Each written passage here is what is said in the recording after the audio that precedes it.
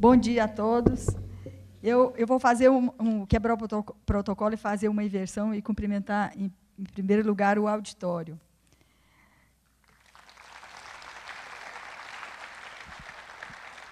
E o auditório eu cumprimento em nome da vice-presidente da UAB de Minas, a doutora Helena Della Mônica, e aproveitando o ensejo do Dia Internacional da Mulher. Parabéns para vocês todas,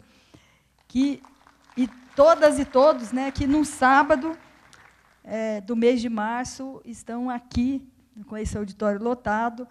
E eu vou tentar falar em 20 minutos, mas hoje não é dia de preocupar muito com o tempo, né? Questão de 5, 10 minutos. Não, quero cumprimentar na pessoa do presidente da Associação Mineira de Advogados Trabalhistas, o Dr. Marcos Antônio de Freitas, né? E vou referir aqui, vou cumprimentar toda a mesa em seu nome, para ganhar tempo, e quero agradecer o convite que eu recebi, agradecer ao doutor Antônio Fabrício, à doutora Helena Della Mônica, ao presidente da subseção, o doutor João Fernando, por esse honroso convite que eu recebi. Não é todos os dias que eu recebo um convite tão honroso dele, de falar para a advocacia trabalhista mineira, né, que é uma honra muito grande. Eu fui advogada trabalhista durante 30 anos. Comecei, doutora Adriana, a minha carreira profissional como empregada doméstica, com 15 anos de idade, e tenho muita honra dessa minha trajetória. Fui conselheira de...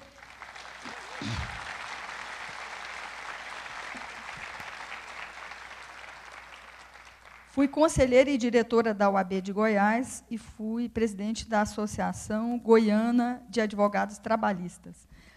Fui advogada em Goiás durante 30 anos e, há 7 anos, eu assumi no Tribunal Superior do Trabalho a vaga de ministra, e não é uma ministra qualquer, né, é uma ministra representante da advocacia, na vaga da advocacia do 5º Constitucional. E eu digo que eu não vou perder nunca essa perspectiva, porque, se fosse para ser uma representante da magistratura ou igual à magistratura, o 5º Constitucional não teria previsto um ingresso. O ingresso precisa ser diferenciado e a atuação também precisa ser diferenciada, né? Então, essa perspectiva eu não vou perder nunca. E eu gostaria aqui, antes de iniciar a minha fala, porque a minha fala, me dirijo ao presidente da mesa, se fosse presidente da mesa, eu teria encerrado na fala da doutora Adriana, porque realmente foi uma abordagem fantástica. E o doutor Nilton Corrêa, que é o nosso querido amigo, advogado trabalhista, representante da ABRAT, fez a complementação, então eu não preciso preocupar muito com a minha abordagem técnica, né? Por isso eu fico mais à vontade para falar. Eu quero, antes de fazer a minha fala técnica, fazer uma homenagem do Dia Internacional da Mulher, e homenageando a todas as mulheres brasileiras, a todas as mulheres de carreira jurídica, a todas as juízas, procuradoras do trabalho e procuradoras de Estado, enfim, a todas as mulheres. E eu faço em nome de 3 pessoas. Da primeira, na pessoa da juíza do trabalho da 3ª Região aqui de Minas, doutora Samantha Hassen Borges. Doutora Samantha, ela publicou um artigo no Justificando, da Carta Capital, no final de fevereiro, e ela publicou um artigo muito interessante, fazendo observações da vara do trabalho dela depois da reforma trabalhista. E o artigo dela tem o título: A desigualdade na ponta do lápis e o trabalhador condenado a pagar pelo processo arquivado. Quais são as observações da doutora Samantha? Ela observou três reclamantes que tiveram ações trabalhistas arquivadas depois da reforma. O primeiro, vamos chamar de Maria. Maria, ela teve a sua ação arquivada porque ela tem 4 filhos e teve greve na escola pública onde os 4 filhos dela estudavam. Ela não teve com quem deixar os 4 filhos pequenos. A ação foi arquivada. O segundo, a que ela se refere, o José, ele, no dia da audiência, ele não tinha dinheiro para pagar o ônibus para se deslocar até a Justiça do Trabalho. E o terceiro, o João, o que aconteceu que coincidiu no dia da audiência? O Brasil, com 13 milhões de desempregados, coincidiu, no dia da audiência dele, ele foi chamado para fazer uma entrevista de emprego. Qual a opção que ele tinha?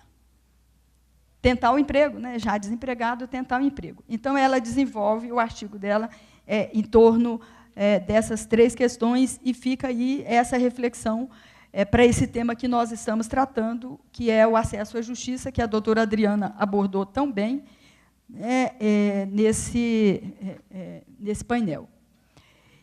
E a minha segunda homenagem, eu vou fazer para o movimento de resistência à reforma trabalhista no meio jurídico. Nós tivemos alguns mal-entendidos na representação jurídica durante o curso da reforma, né? Porque essa reforma ela não atingiu advogados de trabalhadores, e ela atingiu os advogados, como bem aqui exemplificou o doutor Nilton Correia. Ela atingiu o trabalhador, e atingindo o trabalhador, ela atingiu toda a justiça do trabalho e atingiu toda a advocacia, tanto de empregado como de empregadores. Mas a minha homenagem, doutor Marcos, é para a seccional da OAB do Sergipe, o doutor Henrique Lei Andrade, que foi a seccional do Brasil, que, durante todo o processo, ela atuou com grande firmeza na resistência à reforma trabalhista. Não estou dizendo que a OAB Nacional, ou a OAB de Minas, ou a OAB do Rio, as outras 26 seccionais do Brasil, não estou dizendo que elas não fizeram nada. Mas o que eu faço aqui é um destaque para a resistência contra a reforma por parte da OAB do Sergipe. E eu tenho 3, eu também, parece que combinei com o doutor Nilton Correia, de fazer 3 sugestões à mesa, e eu vou fazer no final. Agora, eu vou fazer a abordagem que eu preparei para vocês. Acho, doutora Adriana, que eu não vou conseguir aqui. Ainda bem que meu marido não está presente aqui no auditório e nem está assistindo, porque eu falo para ele que mulher tem capacidade de fazer várias coisas ao mesmo tempo, né? E ele diz que homem também tem. Eu digo, mas essa capacidade é mais da mulher, né? Vamos lembrar disso no mês internacional da mulher. Tá? Aqui é o laser point e aqui é para frente. Aqui só o verde. Né? Ah, tá. Volta. Isso, aí. Aí no vermelhinho. Volta, por favor. Ah, tá. Peraí, deixa eu preparei aqui uma rápida abordagem sobre em que contexto que se deu, no Brasil, a aprovação da lei da reforma trabalhista, do modo atabalhoado e sem discutir com a sociedade, como aconteceu, não precisa repetir, que a doutora Adriana abordou tão bem. Nós tivemos o início da implementação do neoliberalismo, que aconteceu nos anos 90, e sua evolução começou no governo Collor, se aprofundou nos governos Fernando Henrique, e esse modelo teve uma certa limitação nos governos do presidente Lula e da presidenta Dilma, em que nós experimentamos uma fase de crescimento econômico, com ênfase para o desenvolvimento, ampliação de direitos, fortalecimento do emprego e da democracia. Nós vivemos um período quase de pleno emprego, né, com um crescimento econômico que nem era tão grande. E, com o processo de impeachment, que aconteceu em 2016, acontece a retomada do projeto neoliberal, com ataques à ordem democrática, a PEC do teto. A PEC do teto nem foi muito falada sobre ela na sociedade, nem muito discutida, né, mas ela limita muito o crescimento econômico e o congelamento de investimentos sociais. E a reforma trabalhista, que já foi muito falada sobre ela, não preciso deter. Sobre o direito à justiça do trabalho, a doutora Adriana falou aqui sobre a tramitação do projeto do Código de Processo Civil, que foi de 5 anos. Né? O Código Civil de 2002 tramitou quase 20 anos. E nós tivemos a garantia dos direitos trabalhistas, que inicia ali na Constituição de 34, a instalação da Justiça do Trabalho em 41, a CLT em 43, a Constituição Federal Cidadã de 88, que constitucionalizou direitos, né, e o reforço que aconteceu com a emenda 45 de fortalecimento da Justiça do Trabalho. E, depois disso, vem a reforma trabalhista.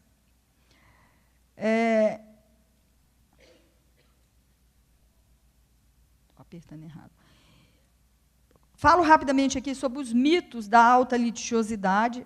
Quem quiser aprofundar mais sobre isso, tem uma fala do ministro Barroso, na Universidade de Oxford, num evento, inclusive, que eu participei. Eu estava presente, foi muito difícil ouvir aquelas afirmativas sobre litigiosidade no Brasil. Ele fez a conferência de abertura, né, então não tinha nem debate. Mas tem um artigo do Cássio Casagrande muito importante, respondendo, né, não é nada daquilo.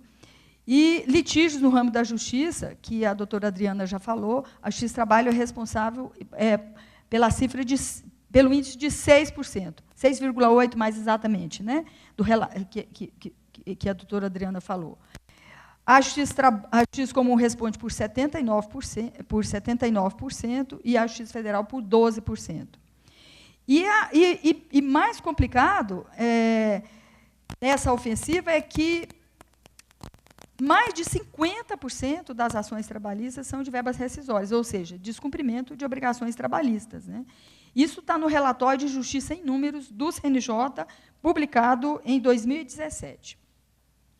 Os ataques à Justiça do Trabalho, os ataques ao direito do trabalho, que a CLT é velha, que seria para modernizar, seria para trazer segurança jurídica e geração de empregos, para atrair capital estrangeiro, num país onde, dos 100 milhões de empregos no Brasil, as micro e pequenas empresas empregam 52%, de acordo com dados do SEBRAE. E o mito da valorização da representação sindical. A ministra Kátia gosta de dizer que mito é uma palavra utilizada por pessoas assim, bem educadas, mas que, na realidade, é mentira, né? Não é mito, é mentira. Não tem uma mentira maior do que essa, né? Foi o contrário, porque a extinção da contribuição sindical, sem encontrar um mecanismo alternativo de recursos, é realmente a maior das desvalorizações do sistema capitalista, né? E o mito do combate à informalidade. Em outros países do mundo, onde na França, no México, nos Estados Unidos, em vários países do mundo, na Inglaterra, não houve nem a geração de empregos e nem houve o combate à informalidade. Reforma trabalhista e retrocesso social, nem é preciso eu falar muito sobre isso. E o mais perverso é que aprova uma reforma limitando a proteção do trabalhador e nós não temos garantia de emprego, porque o artigo 7º da Constituição não foi regulamentado e a Convenção 158 da OIT não está em vigor. Trago aqui, para a nossa reflexão, limites constitucionais à Lei 13.467, proteção da dignidade da pessoa humana, redução dos riscos inerentes ao trabalho, vedação do retrocesso social, interpretação com a Constituição e normas internacionais do trabalho, acesso à justiça e respeito ao Estado democrático. Aqui, eu quero fazer um chamamento aos advogados trabalhistas, aos advogados de um modo geral, da importância que assume agora as normas internacionais do trabalho, as convenções da OIT, normas internacionais do trabalho, e o judiciário só vai poder apreciar a reforma à luz da Constituição de 88 e à luz das normas internacionais, se o judiciário for provocado pelos advogados. E as normas internacionais agora assumem um papel muito importante. De honorários eu trago aqui, mas como o doutor Nilton já abordou amplamente, eu não vou precisar falar, trago alguns dados sobre a sociedade brasileira para a gente refletir em que contexto, em que sociedade foi aprovada a reforma que retira quase totalmente a proteção do direito do trabalho. O Brasil teve 388 anos de escravidão e de trabalho livre apenas 130 anos. É a 7ª economia mundial e o 75º no ranking de IDH. O Brasil é um dos países mais desiguais do mundo. 71,9% dos 100 milhões de trabalhadores no setor privado ganham até 2 salários mínimos. Olha a importância de se garantir o acesso à justiça com a gratuidade e com a assistência judiciária, né, que ficou muito prejudicada com a reforma. Trabalho infantil, são 3 milhões de crianças e adolescentes. Trabalho análogo ao de escravos, quase 200 mil. É o 4º país do mundo em acidente do trabalho, de acordo com a OIT, e uma das maiores desigualdades do mundo. Tem um artigo da ministra Cátia Arruda, minha colega, publicado na LTR de maio de 2017, que quem quiser aprofundar mais, o artigo é bastante elucidativo. E o ataque que nós, julgadores, estamos sofrendo da sociedade é que agora não pode mais interpretar. O juiz não é mais intérprete da lei. Ele precisa aplicar a lei da reforma trabalhista literalmente. Voltamos a que século, né, com o juiz boca de lei, que ele não interpreta a lei. Eu digo sempre, isso é importante para os advogados, a lei da reforma, ela não é a legislação trabalhista. Ela é uma lei ordinária, que eu gosto de dizer que de ordinária tem tudo, né? É uma lei ordinária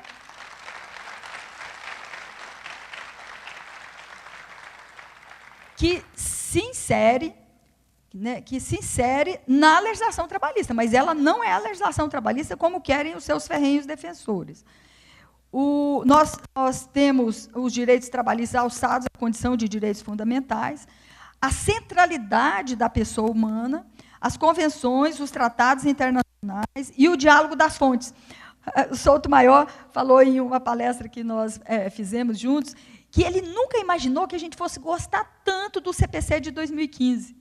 Porque nós, os advogados trabalhistas, na área trabalhista, nós passamos um período criticando o CPC de 2015, né? Mas agora ele ficou muito bom, né? Nós vamos precisar muito do CPC de 2015. E trouxe aqui para a reflexão dos senhores, já finalizando, eu passo depois sucintamente as minhas sugestões, uma frase da nossa grande referência, que é Sobral Pinto. Segundo ele, o advogado só é advogado quando tem coragem de se opor aos poderosos de todo o gênero, que se dedicam à opressão pelo poder. Se não o faz, está apenas se dedicando a uma profissão que lhe dá o sustento e a família, mas não é advogado. E antes de encerrar, essa frase de Sobral Pinto é para a nossa reflexão, eu quero deixar aqui, na verdade, não são três, são 2 sugestões. Essa sugestão eu já fiz uma outra vez, vou reafirmar agora, doutor Marcos, doutor Joel, que é a criação de um observatório de direito e processo do trabalho para o pós-reforma, para orientar os advogados do Brasil todo. Por que é importante? No Tribunal Superior, embora a reforma seja primeiro aplicada na base, né, que é na vara do trabalho, no Tribunal Superior do Trabalho nós já temos 3 processos que provocado em embargos declaratórios ou de alguma outra forma, já tem decisão do TST no que se refere à reforma. O primeiro deles é o processo AIRR 11.153, 62/2015, 5, né, que trata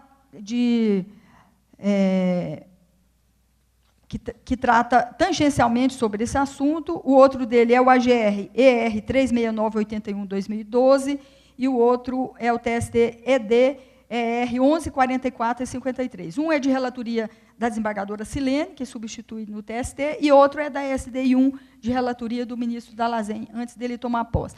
Qual seria o papel do observatório? Isso é uma coisa que pode ser discutido, o papel pode ser restrito, pode ser ampliado, mas como o Brasil é um país continental e nós temos 27 seccionais, e temos várias subseções. Esse observatório seria fundamental. E, para ilustrar o que eu estou falando, o Ministério Público do Trabalho ele já criou 2 observatórios. Segunda-feira, eu participei, sob a presidência do Dr. Ronaldo Fleury, que eu quero aqui aproveitar para falar sobre a importância da atuação do Ministério Público em todo esse processo. O Ministério Público editou 8 notas técnicas.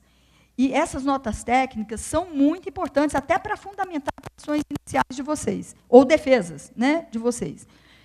E é um observatório de saúde e segurança, um observatório de erradicação do trabalho escravo, e tem 2 outros observatórios que estão sendo criados pelo Ministério Público. Então, eu considero que seria de grande valia para os advogados, principalmente para os advogados do interior do Brasil, esse observatório onde pudesse reunir tudo que está sendo decidido, né? Nós temos um caso na Bahia de um trabalhador que ganhava R$ 800 e que foi condenado a 8.500 de custas pelo arquivamento do processo, né? E esse observatório seria, eu considero, de grande importância. Né? E outra sugestão que eu quero deixar para essa conferência é de que a OAB, tanto a nacional quanto as seccionais, quanto as subseções, que façam gestões junto ao Supremo Tribunal Federal, ao relator, ministro Barroso, para que o ministro Barroso aprecie o pedido liminar da Procuradoria-Geral da União na ADIM sobre o acesso à justiça. A petição do procurador Janot é uma petição riquíssima. Quem tiver condição de acessá-la, porque ela fica disponível no ADIM lá do Supremo, é riquíssima. E ela traz muito bem delineada quem são os grandes prejudicados. Os grandes prejudicados são os milhões de trabalhadores brasileiros que demandam, não porque são demandantes contumazes, como aqui já foi recordado pela doutora Diana e pelo doutor Nilton, demandam porque não recebem verbas rescisórias, não recebem horas extras, não recebem diferenças de salário, ou seja, direitos elementares de natureza alimentar. Então, são essas as 2 sugestões, e como eu já ultrapassei o meu tempo, eu quero deixar um abraço grande e dizer que os senhores, as senhoras, indo a Brasília, meu gabinete está à disposição para visitarem o meu gabinete. E no mês da mulher,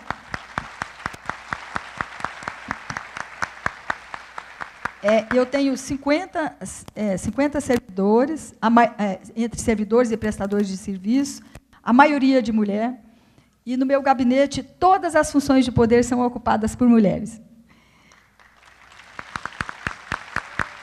Eu dei uma entrevista para a TV Justiça e disse, olha, aqui os homens são comandados pelas mulheres. E, numa convivência bastante harmônica, o ministro Ives estabeleceu um prêmio chamado Gabinete Legal. Eu recebi a medalha de ouro, né, Tony? A medalha de ouro do Tribunal Superior do Trabalho, porque fui a que mais julguei no ano de 2017, de mais de 16 mil processos julgados. Eu preferia que o número nem fosse tão alto, né, porque é uma tarefa muito árdua, e naturalmente, que julgando 16 mil processos não é com a mesma qualidade de julgar 1000 processos, né? Mas, de todo modo, as mulheres no meu gabinete não brincam em serviço, como a gente diz em Goiás e aqui em Minas. Um abraço grande para todos vocês.